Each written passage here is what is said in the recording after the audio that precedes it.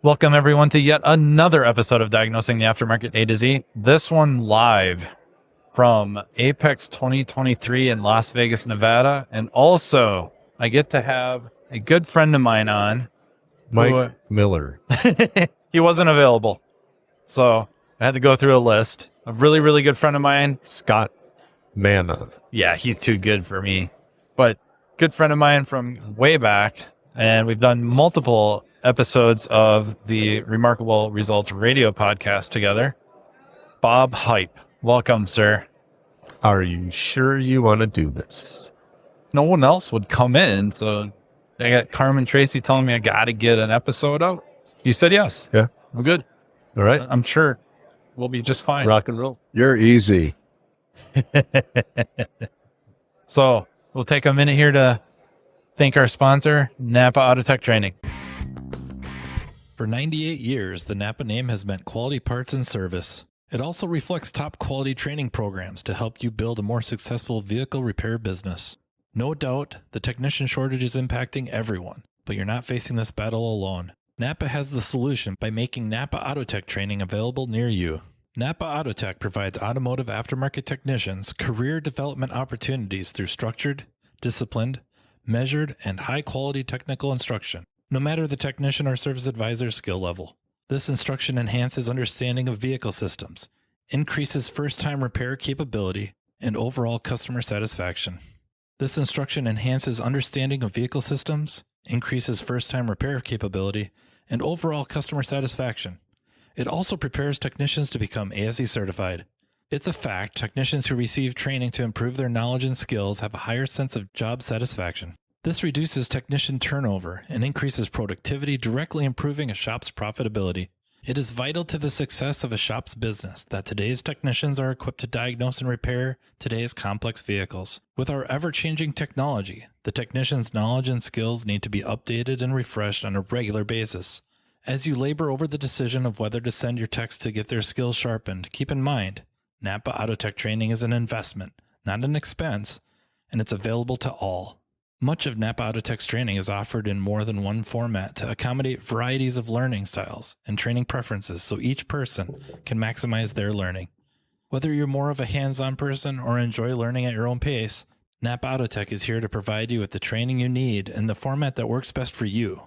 To learn more about what Napa Auto Tech offers, contact NapaAutoTech.com. Thank you to Napa Auto Tech Training for sponsoring this, making this all possible. And thank you, Bob, for joining me. Thank you. How have you been? You know, it's been a minute since I've seen people, and it's been interesting to get out and see people at the show after having the heart. Yeah. And having just a turn of events with my personal life. I think, as you know, for a while I ghosted everybody. And you know what? I'm trying to see what I can do about making amends and changing some things in life, and apologize for ghosting you at one point. Well, same to you, Carm. Yeah, you didn't ghost me. Like, you called and talked to me for a while about the things that were going to happen after the heart. So you're really lucky. Absolutely. I thought I was having panic attacks. I never had a heart attack or anything, and I was in my GP. He said everything's good. A week later, I'm in the ER, and they're telling me I need a double bypass.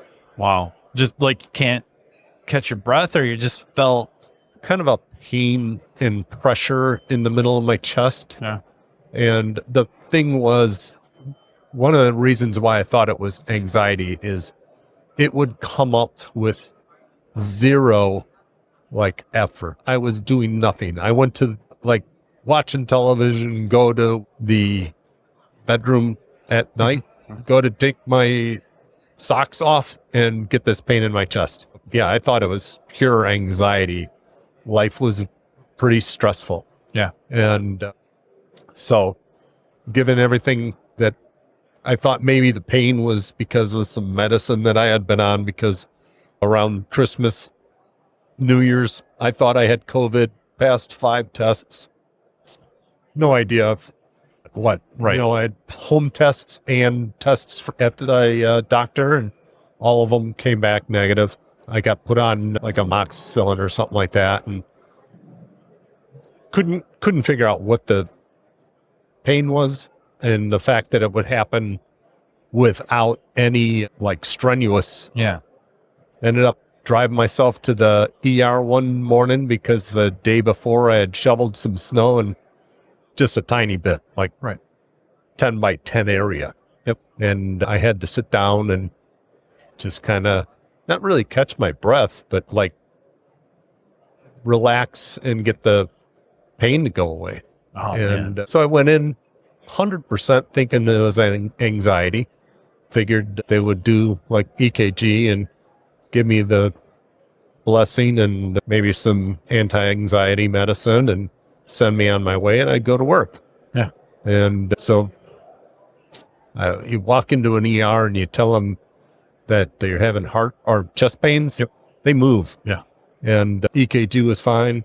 They did a troponin test, and the troponin test was off the charts. That's that enzyme. Right. Yeah. Whenever you have heart tissue that's dying, it produces this enzyme troponin. And I think if you're okay, it's less than 20 or something. I want to say mine was in the 400 range or something like that. Yeah. And I was, what is this? Yeah, right. And so they kind of ran me through the whole thing of what it was. And so I went, okay, what's next? Well, you got to have a angiogram. Okay. So we got to discuss when we can do that. This is on a Thursday, and they worked me in on Thursday. Doctor comes in, says, this is how it's going to go. We're going to come in through your wrist. He says, we'll basically go in. We'll plan on putting in a stent or two or whatever we need to do. And take you the whole procedure will be an hour or two, depending on whatnot. The doctor's like, I'd like to take my time and whatnot. Sure. And I said, what if the stents can't be done? He said, well, then we take you out of the anesthesia and we have a talk. And so I'm like, okay. They put me through it. And I remember when they're prepping me and stuff and sedating me. And then I remember looking over at a monster TV and seeing the dye go through all my arteries and thinking, that doesn't look right. Yeah. And it doesn't feel like it's been a couple of hours. The next thing I know is they're really waking me up in a post-op room, and the doctor's coming in and explaining that couldn't do a stent, and that because of where the blockage is, it's in a Y, that more dangerous to do a stent than a double bypass. They explained to me about how the double bypass is done, and they can either take veins from your legs, or the newest is they take arteries from your chest. Really? Basically, they crack your chest open. After I had the procedure done, I went on to Google or YouTube or something along those lines, and Cleveland Clinic has a video of the procedure, and you have to sign off that you're 21 or 18 or something like that. And it shows the whole procedure. I could not watch it. Yeah, I bet. And because then you would have needed the anti-anxiety meds. So we'll get back to that. Yeah. So they take, and once they crack your chest open, then they kind of cut that muscle away from your pectoral area. Yeah. And then they grab these veins and they cut them from one spot, and then that's the bypass. It's already connected at the top. They bypass around to the bottom, and so you back up. That's insane. What's insane to me, or really good, is what doesn't get talked about, I don't think enough, is for many, many people, we'll probably pick on men a little bit more, but just because there's so many more of us in the profession, but I think it's men and women alike. Their first heart attack is their last heart attack. Yeah. And not because they've had a bypass or had stents, it's because they're gone. Yeah. And that's freaking awesome. Did you have a family history or something that? Nope. No family history. And I was in the GP a week prior, and he's gave me like the whole blessing of nothing that would lead us to think that you have anything to do with any heart disease in your family or any history. But the fact is, I indulged in things that didn't help whatever I wanted. Loved my cigars. I don't know. I've always drank, but it was never like, it was just a couple of beers or something. Yeah. But it was a regular thing. It was daily 2 beers. And then lack of exercise. So don't ignore symptoms, but they don't tell us all the symptoms. Usually I think everyone's looking for the left arm going numb or hurting. Yeah. And maybe like an elephant sitting on your chest. Yeah. But only recently are we hearing more about you just can't catch your breath, cold sweats. Yeah. I'm not trying to get everybody listening all hyper sensitive to any kind of. So the best thing you could do right now is, it's not covered by insurance, but it's only like, from what I understand, like $100. Yeah.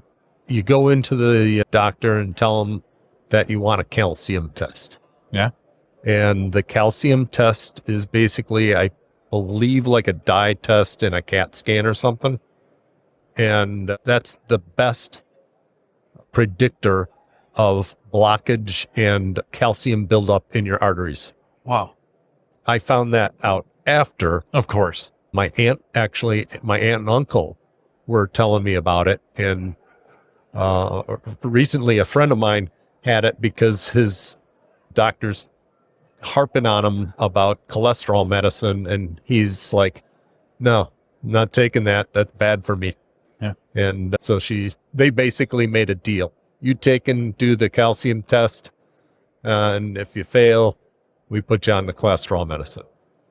He was 100% clean, and he laughed at her. Good that he's healthy. Right. Absolutely. Yeah. Wow. Don't ignore the symptoms, darn it. And yeah. And for $100, why not baseline yourself? Yeah. Yeah, it's tempting, eh? But afterwards, this gets done. And then it's a complete life change, right? Lifestyle change, maybe?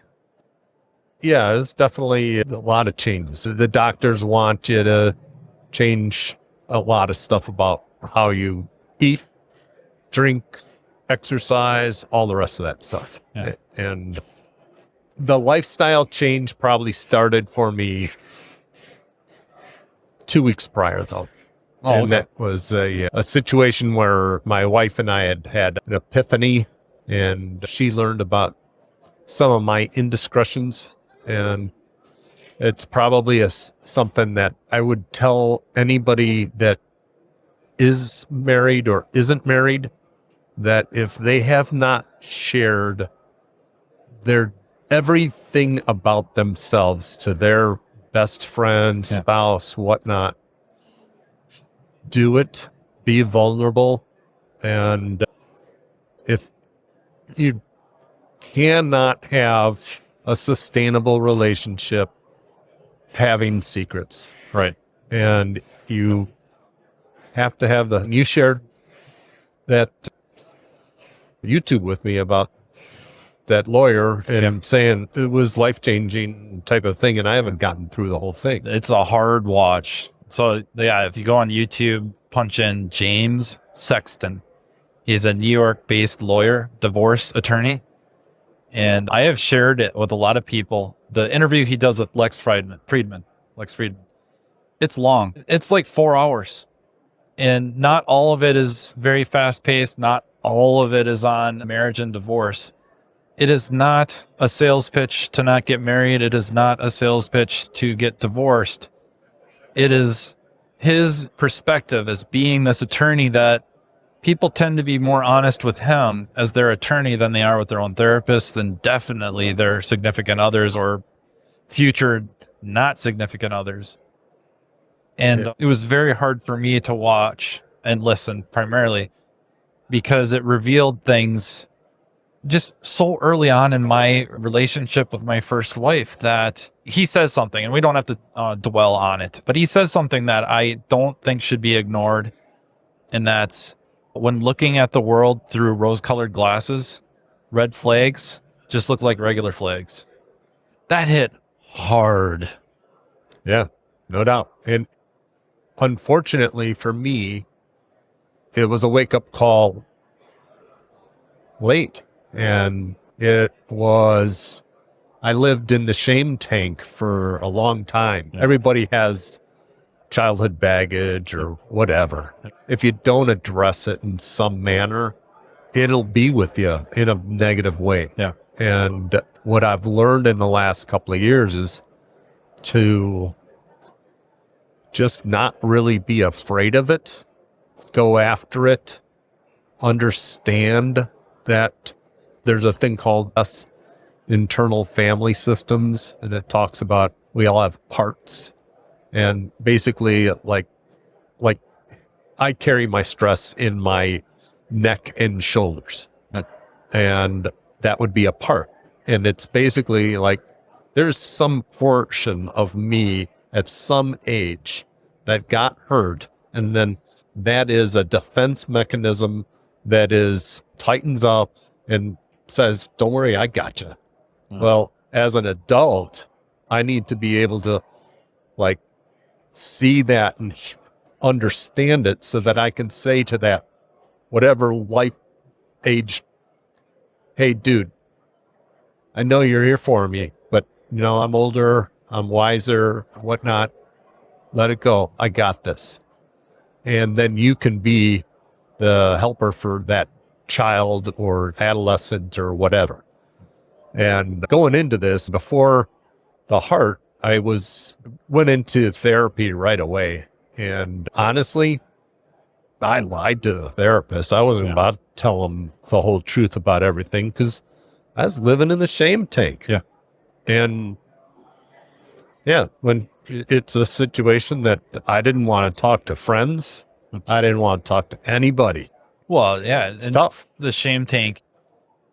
I know what I did wrong. I got this. I can handle this. I know what I need to change, or I got to stop doing this or that. And you're not addressing the hows and the whys. Yeah. Again, I fear being a broken record. I know I say stuff over and over, but in this case, I feel like it bears repeating. We're walking, talking programs. We were programmed. We have a little bit of programming, kind of when we're born, instinctual. Right. But our growing up, every interaction, our environment, everything, it writes our programming. Absolutely. And through this time, my therapist, I've had a couple of them. One of them recommended watching a video, Brene Brown, and she is a psychologist researcher, and she's written a number of books, and her claim to fame is she researched shame, and the killer to shame is vulnerability. Nice. And I've read 2 of her books, and it really pierces into what vulnerability is. Yeah. And probably one of the first people that I was able to be vulnerable with was a really good friend of mine that's a deacon in the Catholic Church. The next person was you. Wow. I'm honored. What? We've always had an interesting relationship where I felt could be real. Yeah. And I think we've always, I'm not sure why it's moved towards me, but we've had mutual respect. You're kidding yourself, but absolutely, there's a lot to respect. So number one is you usually tell it like it is. So that's an extremely respectable thing to do. Yeah. Well, depends, I guess. Right. But for the most part, So especially in our world, yeah, we know exactly where you stand. That's all. And that's very respectable. and I guess when I look back at it right now, though, I would say here, I would lay it out. But maybe I didn't do it in the best way. Maybe I was a little harsh the way I did it. And right now I'm trying to look back, analyze myself, how I'm living my life, where my focus is. And I'm incorporating a lot of different things. When I was going in to have the heart surgery, I was praying to die. Wow. Today, I look at it as, okay, you didn't take me. Why am I here? Right. And my friend, the deacon, says, obviously, you've got a story that needs to be told. It's not ready yet, but it'll get there. You'll be there. I changed jobs. That was a difficult thing. Yeah. I've got a team right now that leading. I would say that I definitely don't want to say I'm a manager, because I view that right now as a negative. You manage business. You don't manage people. Yeah. And with this whole kind of outlook change shift, it's much more of a be vulnerable when it's appropriate to be vulnerable. Yep. And then it's a give and a take where they're like, wow, he's shared a lot there that I didn't expect. Now they share, and I feel like I've got a rapport that I care for them and they care for me. You manage businesses, you lead people. And that leadership can move around, right? It has to. Yeah. It's got to be dynamic, because we're all human. We all screw up. Absolutely. So you have to have the ability to be able to point out the screw up. In prior life, I probably would be more of a knee jerk and yeller. Yeah. And now I would say that it's more, I try to compose myself a bit more, think about it, try to think about where they are and why that might have happened. Yeah. But I also incorporate, or try to every day, meditation, prayer, and it started out with just primarily meditation. Mm-hmm. If you've never meditated before, there's a lot of YouTubes and stuff like that, and do guided. Yep. But really a lot of clarity comes out of that. And silence for me was like, I don't ever want to be in silence, because that's where the demons come out. And today, like a week and a half ago, I was on a weekend silent retreat at a Jesuit retreat house.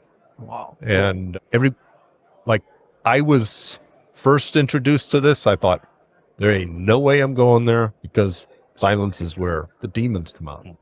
Well, this was my first experience of it was back in January, and I found out it's not just silence. There's a topic that's discussed, and there might be some back and forth or a question answer. It's a Jesuit retreat house. There's Catholic Mass goes on. There's just a lot of time for introspective stuff. In January, I had, in some prayer time, I had this vision, and I actually saw somebody at a farmer's market type thing, but she was an artist. Mm-hmm. And I've been thinking about trying to put this vision into, I'm not an artist. Right. But I felt like an oil painting or something of this. So I discussed it with her a little bit, and I'm trying to figure out if I can afford it.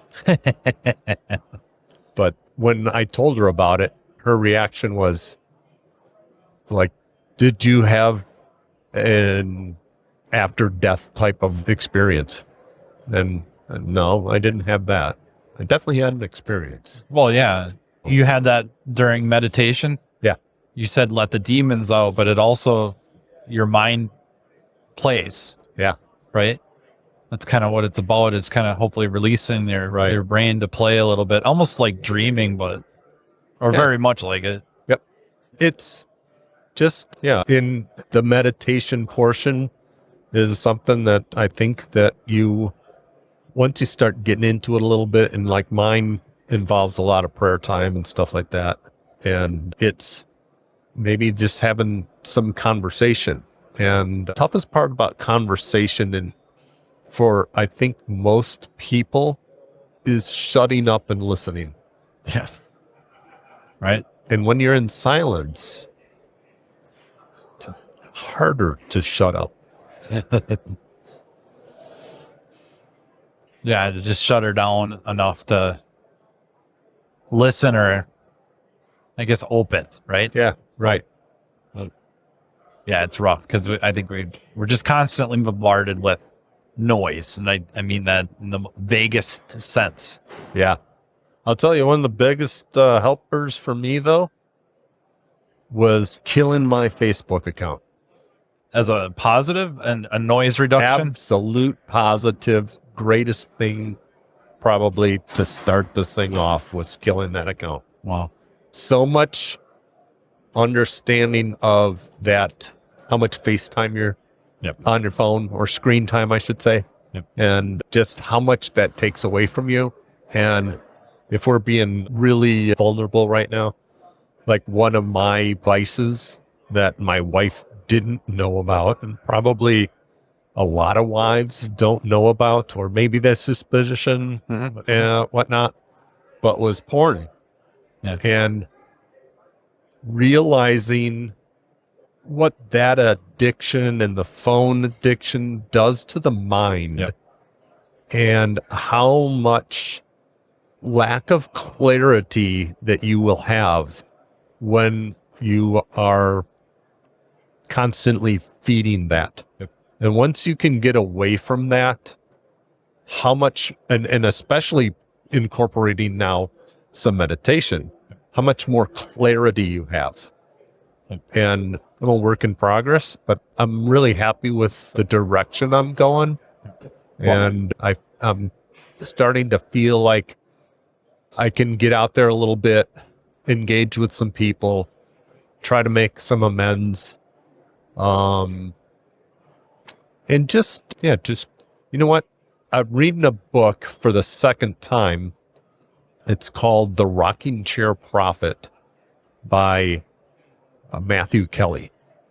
And it has a lot of stuff in there about how just in the whole, not just America, the world, dehumanizes people. Yes. Just in the comments we make, the thought processes we have. And that is something that I really struck me in how I right now go through walking down the street, and garbage hits me just like everybody else. Somebody cuts you off in traffic, whatever, it's knee jerk, whatnot. But then I get this, okay, wait a minute. What I just said or whatever, was that appropriate? Did that dehumanize that person? And I'm not there. I'm not trying to tell anybody that might listen to this that I'm the guy. I'm a broken person trying to heal. Well, but it's a really brilliant perspective on that, though. The dehumanizing of things, dehumanizing people that, we're talking about programming and how not just you, anybody who's working on themselves, whether they're working a program, working with a therapist, reading, educating, all that, rewriting your programming can be rough. It's hard work, right? And we could go down a rabbit hole on like neuroplasticity and stuff. Yeah, I've been reading a lot on that too. Yeah. So there we go. Yeah. And then it's rewire your brain. It's freaking, on the flip side, stunning and scary how fast your programming can be rewritten by certain things. Yeah. Social media, pornography, it's so easy to attain. Right. Really, it's damaging. right? Oh yeah, I believe there's a bunch of stuff out there, and I mean, don't quote me, anyone, but talking about porn and cocaine and how similar they are when you do brain scans. Yep. Porn, cocaine, sugar. Sugar. Same. Yes. 100%. I'm a sugar addict. Yeah. 100% I'm a sugar addict. It's mind-boggling. I think that's a lot of the reason I do a lot of our subjects or sub-subjects of my episodes involve psychology is either as best as I can present it or bringing on like a Margaret Light to help me with it. Because A, fascinating to me, absolutely fascinating. B, I think when we talk about cars and everything, we're talking about the underlying operating characteristics or theory of operation to be able to follow that to make a diagnosis. And yet we don't take that same process and apply it to our businesses, our people, ourselves, right? Yeah. And we skip over this. What's the underlying causes or potential causes? Right. At least worth reviewing. Mm-hmm. And so I love how you phrase that, though, that many of the things we do dehumanize people, whether it's somebody cuts you off in traffic, somebody messes up on a car, you mess up, right? We can sit here and talk all day about how we're fallible and prone to mistakes. And then we make a mistake and boom, shame tank, boom. Yeah, Somebody else did it. So much I tear myself down. Yeah. And just crap all over myself. And it's learning how to love yourself, but I mean, in a healthy way. Right. I mean, not in a prideful, arrogant type thing. Just, I always say to my guys, be kind to yourself, because that was said to me. And I find it powerful. Be kind to yourself. If you find yourself being more kind to yourself, you find yourself being more kind to others. Right. Yeah. It's hard to do. I'm not very. I'm horrible. I'm not kind to myself. Carm, you? I'm not here. I understand. I'm totally moved by this. I'm the man behind the curtain, just producing this for you guys. I'm just moved by this episode. Just moved. Thank you for being so vulnerable. I think people are going to learn a lot from this. Yeah, and kind of going back a little bit to the ghosting, like you prepared me. And not like, kid glove prepare Matt, poor Matt. No, it wasn't like anything like that, but it's really like, this is going on with my health. And I think I'm just going to kind of go off the grid for a while. I got to focus on some stuff, my health and diet and exercise. I think it was walking, and then stuff that you said you were kind of prepped a little bit for. Yeah. That they kind of at least warned you that that kind of a surgery. Go back, right? Yeah. I said we'll have to retouch on that. Yeah. My counselor, I literally called him from the hospital, said, hey, I got to cancel the appointment because I'm going in for double bypass. And he was freaked out. Yeah. But he sent me some YouTubes and stuff and shared some information that if you have major heart surgery, something like 60 or 70% of the people have that go into major depression.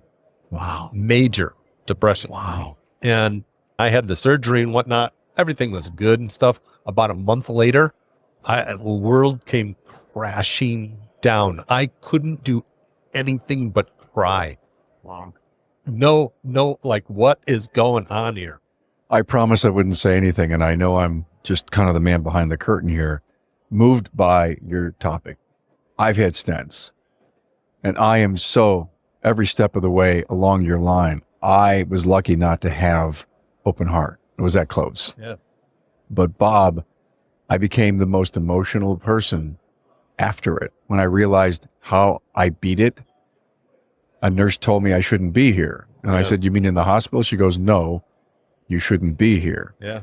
And that changed me. And I could cry at chick flicks. I would be doing nothing, and I would just start bawling out. And the depression was so heavy. And everything is progressed over the time, and to the point my wife and I are in the process of divorce. So the depression is up and down, but I'm definitely still on antidepressants because I have to be. Yeah. And it's just one of those things that I know I'll get off of them at some point in time, but my life needs to stabilize to some extent. And I guess I never really thought about it in the realm that you said, Carm, but you shared yesterday that you were 98% blocked. Yeah. I was 99%. Yeah. For both of us, Widowmaker type thing. Yeah. We definitely is. It's life-changing. Everything you said earlier in the episode about ignoring the signs totally happened to me. You got a break. I got a break. To your point, Matt, about sometimes your first is your last. You know, I keep asking that question all the time. Why me? How did I make it? Still more things to do. Right. I don't know what I'm here for, why I didn't die, but, you know, I'm going to just, my good friend, the deacon, says, live where your feet are.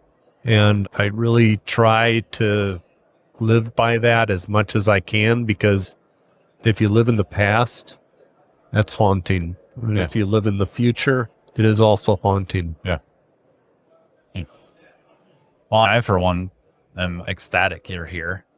Not just living, Thank you. Not just living, but also here at AAPEX 2023. And first time in Vegas, it's been an interesting experience. Halloween on Fremont Street last night, that was life-changing. Life-changing experience. Yeah. There's just some stuff you can't unsee. Dude, I tell people that my first experience was with Harvey Chan and Mike and Lisa Miller, and I think Kirk Holland. And they're just kind of like, you know, you got to see it. Up and down the strip, you can walk and see people. Yeah. They're all decked out. Right. Fremont Street is a whole nother level. Yeah. And I had my fill. It didn't take too long. I was ready to go, but I was with a group of friends that they were having a blast. And I think the point you all have to bring up is it was Halloween. Yeah. Right. Yeah. That was it. Yeah. It was strange. I think my guess is if I were here like on just any other day, the street's going to be a freak fest. Yes. But Halloween just brought them out that much more. It was a different layer of when we were at Automechanica and Comic-Con or whatever the heck was going on. Right. That was whoa. That was whoa. We were there with Harvey there too. Right. And, dude. Yeah. That's some memories. That was an awesome time. And I don't want to paint the Fremont Street experience as all freaking crazies down there, because there were some costumes that were jaw-droppingly good. Oh, yeah. There was a Predator. Yeah. My God, that guy deserved some sort of an award, because you can tell you didn't buy it. He made it. Yeah. And I got one word for it. Damn. Mm-hmm. There was some really killer costumes. Yes. But then there was some stuff that was just obscene and didn't need to. And the fact that there's children walking around. Yeah, that was like, really? Yeah. I got a question for you, Bob. Remember those episodes we all did together? Me, you, Peter, Matt. Could you do them again now? Sure. Maybe. You're in your second chapter. It's a different chapter in life. I don't know what they would be like, but we had a blast. We had so much fun. Yeah. We challenged each other. A lot of hard assing going on. A lot of language I had to edit out. And there's a lot of learning there too. I'm still working on my language. But they were fun. And so I asked the question, since you have turned into chapter 2, I don't think you lost the Bob Heipp that we know. I just think not at all. You may be a 10 times deeper, more emotional person and thinker. Yeah, I don't know where I'm at right now. I'm evolving is what I would say. That's good. That's a good, because the Open Heart's only how much? A few months ago? Oh, no. That was a little over a year and a half ago. Oh, year and a half. Yeah, it was February of 21. So think about this journey. It's a journey you're on. Yeah, it's all it ever is. We're all on a journey. Yeah, a month before my 57th birthday. Oh, my 58th birthday. Way too young. Way too young. Yeah, and we're just trying to figure it out. That's all we're all trying to do is figure it out. I think I'm scared of people that have it figured out or say they do. Yeah, as far as, I guess it would just depend on topic and who filled out the whole discussion group, I guess. I was 60 when I had mine, Yeah. my stents. And when I hit 60, my dad at 60 had 4 bypasses. Wow. And so on my 60th birthday, my wife threw me a pretty big bash. And that was the thing I was the most thankful for, is I hit 60 and I'm okay. Yeah.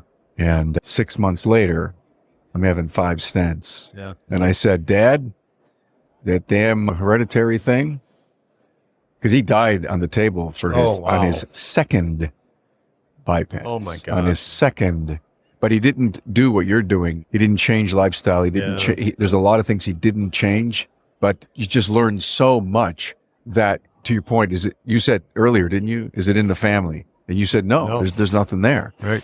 But for me, it was, and I was unwilling to pay attention to it until it happened. Yeah.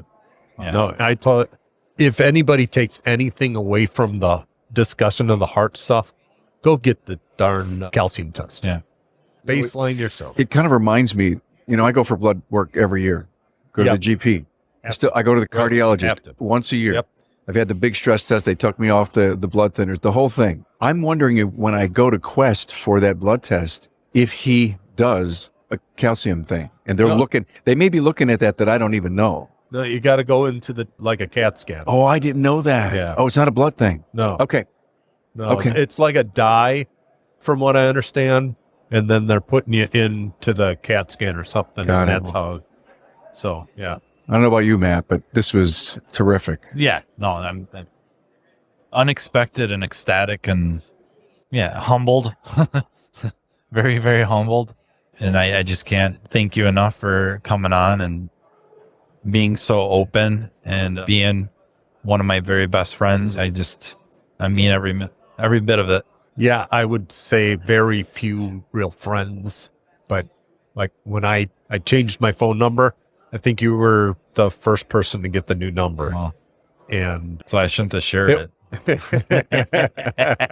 but that was only on a bathroom wall, so it's okay. Yeah, no, from the first time we met, we just kind of hit it off. Yeah, it clicked. And the fact that you're 6 hours away or whatever, and you don't want me to come to your house or anything like that. It's okay. Yeah. But I didn't know what this was going to be, and it is what it is. And thank you for being a friend. Anytime. Thank you, everyone, for listening. Thank you to the Napa Auto Tech Training for sponsoring, and thank you to the Aftermarket Radio Network for making this all possible. Thank you to Carm for jumping on and not only just kind of producing the episode, but also throwing in his 2 cents and just commenting and being involved, because you're part of the crew, man. I didn't have anything I had a lot to say during it, but you had me spellbound, so I didn't jump in much till the end. I always appreciate your thoughts and comments and questions. Good to see you, man. Yeah, I knew you had some shit going on, but I didn't know it was like this. Yeah, no, it's, Good for you. I'm glad you made it over. Thanks for dinner last night. Thanks, Bill Nade. We were fighting that credit card thing, and he somehow made a deal with the devil when he took it. Yeah. All right. Well, until next time, take care.